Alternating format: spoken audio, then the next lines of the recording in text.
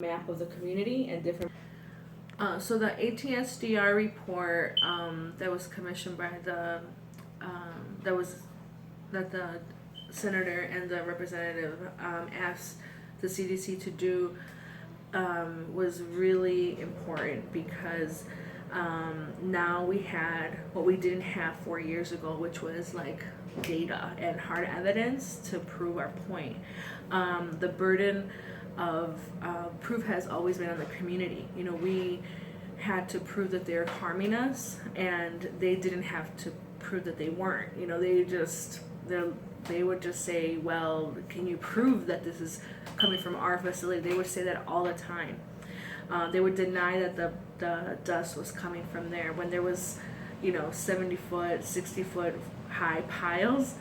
Like, where else would it be coming from? And this was the logic, that they were trying to perpetuate, and it hasn't worked.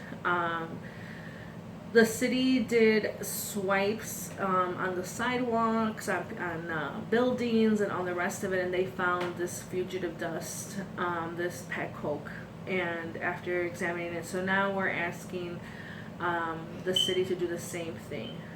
So now there's no piles, but because the bed, is still exposed and you can't really lift everything off that's on the ground, it is still blowing around. And the next step for us is to keep pressuring the city, the Department of Public Health, which unfortunately our environmental Department of the Environment had been disbanded when Rahm Emanuel took office to save the city some money.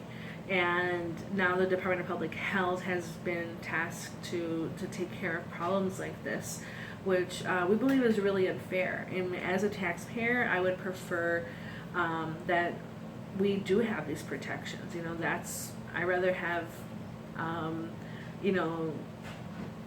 entity of the city to be responsible for these kind of situations, because we live in a very industrial community. And today it's Petcoke, but there are other sources of contamination also here, and we need that kind of protection. And we want the city to work with a university or with the state or whoever to do a long-term study on a sample of residents who live upwind, downwind, close to the Petcoke piles, who were further away from the Petcoke piles, because we were exposed for 8 years. For 8 years, this stuff was blowing everywhere. Like, inside of my house, there was Petcoke. And my neighbor, when I told her about it, she lived on the second floor right here next door, and she's a recent immigrant from Mexico. She doesn't speak English very well, and she would wipe her house down every day, and she just thought that it was different in the US, that dust just looked darker. And when I explained to her what was going on, it really clicked for her, and she started to take more precautions, to keep her family safe, keeping the windows closed, and especially on high wind days.